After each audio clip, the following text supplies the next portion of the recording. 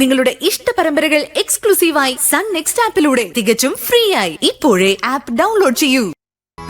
അയ്യോടാ മോനെ, എടാ അച്ഛനോട് പിണക്കാണോടാ നിനക്ക്? മോൻ വിഷമിക്കണ്ട കേട്ടോ. അച്ഛൻ അമ്മയും മോനെയും കൂടെ വേഗം ഇങ്ങോട്ട് നിന്നെ കൂട്ടിക്കൊണ്ട് വരാൻ കേട്ടോ. അനു, അച്ഛന് കുഴപ്പമൊന്നുമില്ലല്ലോ അല്ലേ? ഞാൻ അന്വേഷിച്ചായിട്ട് പറയണം. ശരി, ഞാൻ പിന്നെ വിളിക്കാം.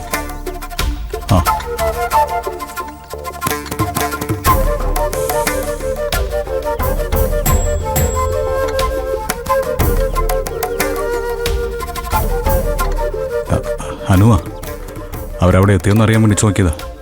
എത്തി. അവരവിടെ എത്താതെ പിന്നെ വേറെ എവിടെ പോവാൻ ഇന്ദിര? അമ്മയുടെ തറവാട്ടിലേക്ക് മാറുന്നത് നാളെയല്ലേ? അതെ. അല്ല, നീ മോനെ കാണാൻ അവിടേക്ക് ചെല്ലാന്നാണോ പറഞ്ഞേ? അത് ഞാൻ അവനെ സമാധാനിപ്പിക്കാൻ വേണ്ടി പറഞ്ഞതേ ഉള്ളൂ. അല്ല,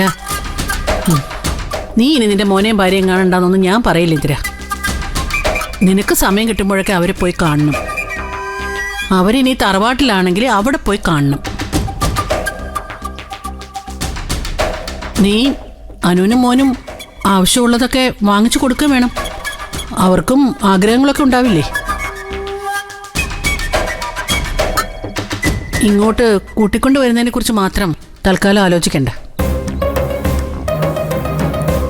അതെന്താ അനു, ഞാൻ വിളിച്ചാൽ ഇങ്ങോട്ട് വരുവാന്നായിരുന്നു ഇതുവരെ എൻ്റെ പേടി.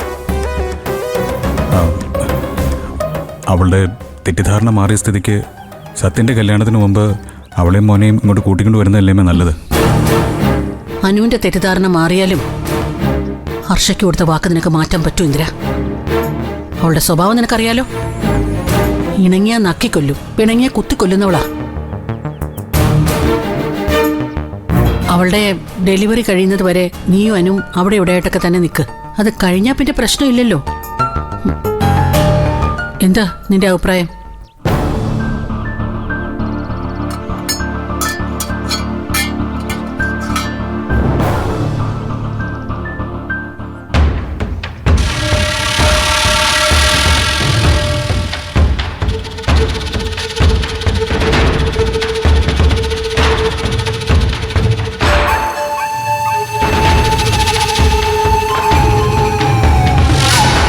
അത് കഴിയുമ്പോൾ അമ്മയും അവളും കൂടെ പുതിയ ഉടമ്പടിയൊന്നും ഉണ്ടാക്കാതിരുന്നാൽ മതി.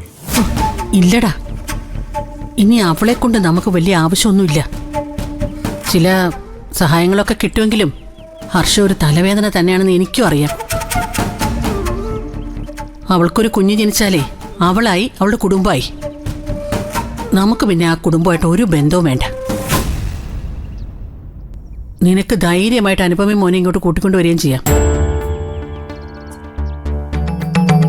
അമ്മ ഇങ്ങനെ ഒരു ഉറച്ച തീരുമാനം എടുക്കുകയാണെങ്കിൽ ഞാൻ അതിൻ്റെ കൂടെ നിൽക്കാം. സത്യൻ്റെ കല്യാണത്തിന് അനു സജീവമായിട്ട് നിന്നിട്ട് അവൾ തിരിച്ചു വെക്കോട്ടെ, അല്ലേ? അതെ, തിരിച്ചു പോയാലും നീ കൂടെ കൂടെ തറവാട്ടിൽ പോയി അവളെ മോനും കാണണം. പറ്റിയ ചില ദിവസങ്ങളോട് താമസിക്കുകയും ചെയ്തോ. അല്ല,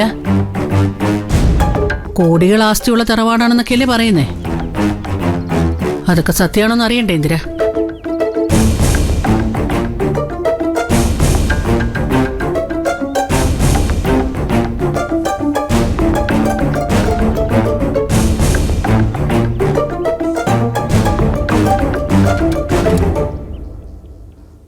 അതൊക്കെ സത്യം തന്നെ അമ്മേ. കുറച്ച് കാര്യങ്ങളൊക്കെ അനു എന്നോട് പറഞ്ഞിട്ടുണ്ട്. ആണെങ്കിൽ നിന്റെ ഭാഗ്യം. നിന്റെ യോഗ്യതയ്ക്കനുസരിച്ചുള്ള സ്ത്രീധനമൊന്നും മാഷ് തന്നിട്ടില്ല.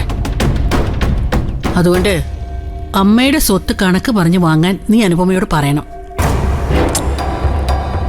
അതിന് ആ സ്വത്ത് ഉടനെ ഭാഗം വെക്കാനൊന്നും പോകുന്നില്ലമ്മേ. അതൊക്കെ ഇവരുടെ കയ്യിൽ വന്ന് ചേരാൻ തന്നെ ഒരുപാട് കാലം എടുക്കും. എന്നിട്ടാണോ കുറെ സ്വർണവും പണവും ഒക്കെ കിട്ടിയെന്ന് പറഞ്ഞേ? അല്ല, ആ പണത്തിൽ നിന്നല്ലേ രഘുവിന് വേണ്ടി സജസാറിന്റെ കയ്യിൽ നിന്ന് വാങ്ങിച്ച 25 ലക്ഷം രൂപ മാഷ് തിരിച്ചു കൊടുത്തത്? ആ പണം തറവാട്ടിലെ വരുമാനത്തിന്റെ ഷെയറാ. പിന്നെ അനുവിന്റെ അമ്മയ്ക്ക് കല്യാണത്തിന് കൊടുക്കാൻ വെച്ചിരുന്ന സ്വർണവും കൂടിയാ ഇപ്പൊ മുത്തശ്ശി അവർക്ക് കൊടുത്തത്. അതൊക്കെ എത്രയുണ്ടെന്ന് വല്ല കണക്കും ഉണ്ടോ ഇന്ദിര? അതും കൂടി നീ അനുവിനോട് ചോദിച്ച് അറിഞ്ഞു വെക്കണം.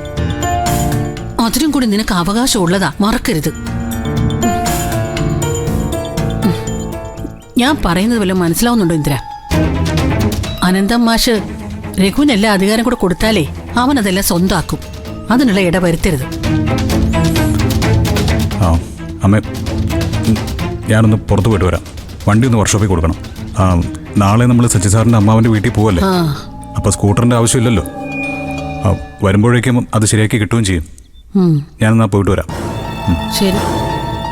അതെ, സത്യന്റെ കല്യാണം കഴിഞ്ഞാലേ അവനങ്ങ് രക്ഷപ്പെടും. ഞാൻ പറയുന്നത് കേട്ട് നടന്നാൽ നീയും രക്ഷപ്പെടും. അത് നീ മറക്കണ്ട. ശരി. പൊക്കോ.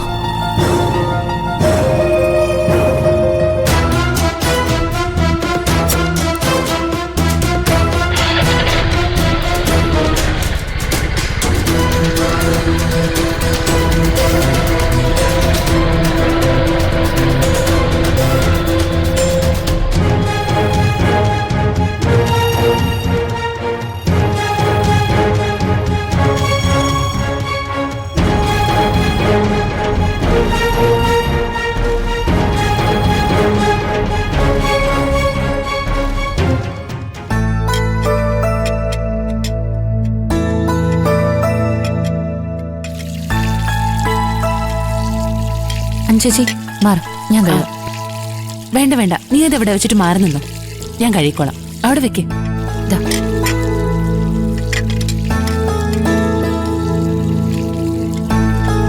അപ്പം ചേച്ചിയുടെ മനസ്സിലെ കരടൊക്കെ മാറിയല്ലോ അല്ലേ? ഇനി ഇന്ദിരേട്ടൻ വിളിച്ച ചേച്ചി എവിടേക്ക് തിരിച്ചു പോവോ? ആ വിളിക്കട്ടെ, അപ്പൊ ആലോചിക്കാം. നമ്മള് നാളെ തറവാട്ടിലേക്ക് പോവല്ലേ? അതിനെന്താ, ഇന്ദിരേട്ടനെ തറവാട്ടിലേക്ക് വന്ന് ചേച്ചിയെ കൂട്ടിക്കൊണ്ടു പോവാലോ. സത്യം പറഞ്ഞ തറവാട്ടിലേക്ക് മാറാൻ തീരുമാനിച്ചതോടെ പോസിറ്റീവ് ആയിട്ടുള്ള പല കാര്യങ്ങളും നടക്കാൻ തുടങ്ങിയിട്ടുണ്ട്. മിക്കവാറും ദയെ തിരിച്ചു വിളിക്കാൻ ശബരിയും വരാൻ സാധ്യതയുണ്ടല്ലേ? ആ, തറവാട്ടിന്റെ കാര്യത്തില് നിനക്ക് അങ്ങനെ ഒരു വിശ്വാസം ഉണ്ടെങ്കിൽ ഞാൻ വേറൊരു കാര്യം പറയട്ടെ. എന്ത് കാര്യം?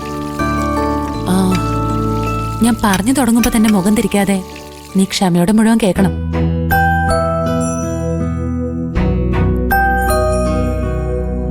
ഞാൻ പറയാൻ പോകുന്ന വിനയനെ കുറിച്ചാ. നീ ദാസങ്ങളുടെ വീട്ടിൽ നിന്ന് ഇങ്ങോട്ട് പോന്ന ശേഷമാ അങ്കിൾ എന്നോട് അക്കാര്യത്തെക്കുറിച്ച് സംസാരിച്ച്. ദയ പോലീസ് സ്റ്റേഷനിലായ ദിവസം അങ്കിളും രഘുവേട്ടനും കൂടി വിനയനെയും ജീവൻ രാജിനെയും ആസിഫിനെയും പിടികൂടി അവിടെ എത്തിച്ചിരുന്നു. ഈ കാര്യം അമ്പിളി ചേച്ചി എന്നോട് സൂചിപ്പിച്ചിരുന്നു. വിനയേട്ടനെ പിടിച്ച് പോലീസിലേൽപ്പിക്കാൻ അമ്മ തന്നെ രഘുവേട്ടനോട് പറഞ്ഞെന്നും പറഞ്ഞു. അത് കേട്ടിട്ട് മോൾക്ക് എന്താ തോന്നിയത്? അമ്മ ഇത് കുറച്ചുകൂടെ നേരത്തെ തന്നെ ചെയ്യേണ്ടതായിരുന്നു എന്ന് തോന്നി. അത് ശരിയാ. ഏതായാലും വിനയനെ പോലീസ് വെറുതെ വിട്ടു. അത് നീ അറിഞ്ഞില്ലല്ലോ.